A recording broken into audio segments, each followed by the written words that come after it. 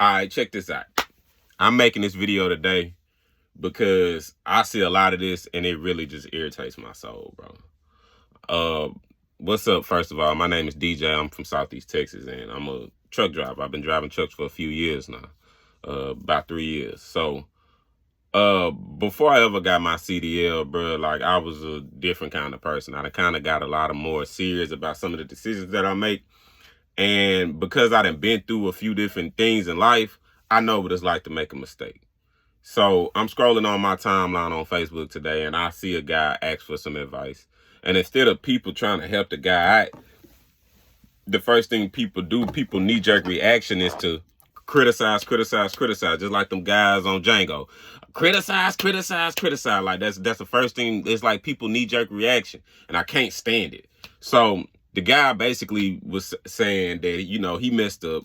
He's aware that he made a mistake. He dropped dirty on a piss test, and he just trying to get his career back. So I'm going to put this video out for everybody who might have been through this. My advice may work.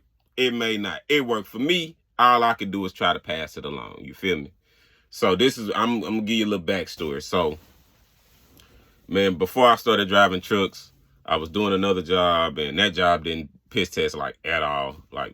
I made good money doing it, just wasn't reliable. And I always kind of had a love and a curiosity about messing with these trucks, man. So when I started driving trucks, I stopped smoking weed. I smoked weed for years before then. I stopped smoking weed, got my CDL. I stopped smoking weed literally weeks before I started CDL school, and, I dropped the habit. So I drive. Now, mind you, this is a real habit, though. Like, I really smoke. Now, some people will tell you, you addicted. Some people will tell you got a problem. I'm not here to do that. I'm just telling you what I went through and how to deal with it. So I drive all year. I get to the end of the year. It's right around the holidays, man. It's Thanksgiving time. So I get a load that's going from, I think like Ohio or some shit like that. And it was going down to Laredo, Texas. And I live in Texas, so I was able to, a load like that, shit, if I drive the right, if I was trip planning correctly like they teach you to do, you can, stop by the house and still make it to your appointment on time the following Monday. So I stopped by the house over the weekend. I got me some CBD while I was at the house, smoked the CBD, went to go drop my load off at the terminal because the load was going across the border. So the company that I was working for at the time, you didn't have to go over the border, but they would have you, bring it to the terminal, and then they would have their own, little situation sorted out, whatever the fuck they was doing. So I stopped by the house, smoke me some CBD, go to drop my load off on Monday. I get a message on a little Qualcomm thing, and they tell me, hey, come to report to the safety office. You got to take a drug test. All right, bet. So I'm standing in there nervous as fuck because I know I ain't smoked all year, and I waited till this past weekend to smoke this bitch-ass CBD, and I just got popped. So I'm hoping and praying that what these motherfuckers been telling me is true, that if you smoke CBD, you won't drive dirty. Of course, that wasn't the case. Now, I didn't have a lot of THC in my system. It was like barely over the limit, but it was enough for them to let me go. So I'm panicking because I'm like, dang, man, I got this damn, hit on my clearinghouse. What am I going to do? I got kids. I got a wife. How am I going to fix this for myself? So what I did was I found me a SAP, and I found me an owner operator. And the owner operator that I was working with, he was kind of letting me like do little stuff for him under the table. And I was still able to kind of, help my wife and provide for my kids in the meantime. And he helped me, get back on my feet. He paid me enough money to, pay myself, pay for this, pay for that, and get my stuff together.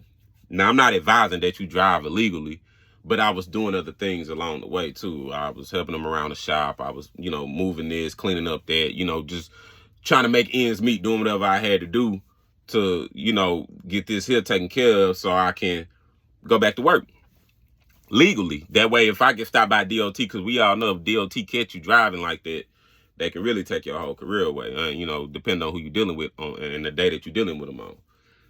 And so what I did was I found me a SAP after I found an owner operator that I was real good with. I found me a SAP, and then I paid the SAP.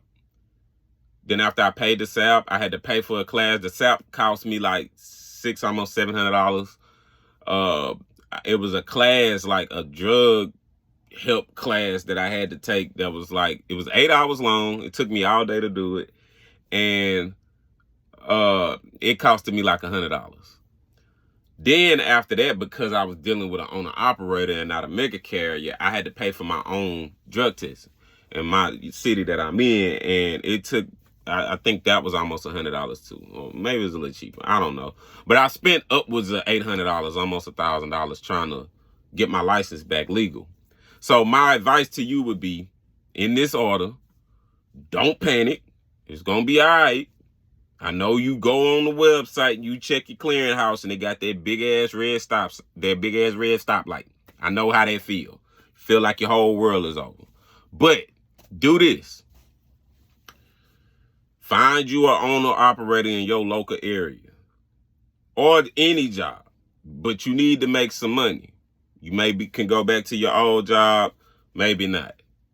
But the owner operator that I was dealing with, he had just registered his company in the clearinghouse. So when it was time for me to go and take my random drug screens like they gonna make you do, you're gonna have to do 6 random drug screens in a year. I was able to just help him set up his company in the clearinghouse, and I cleared my name. And now I'm 100% legal. And that was years ago. So my advice to you is find your owner operator, pay for your SAP, fill out, do all their requirements, everything they ask you to do, go ahead and do it. Stop smoking weed or snorting coke or whatever the fuck it is you do. Quit doing that and then handle your business.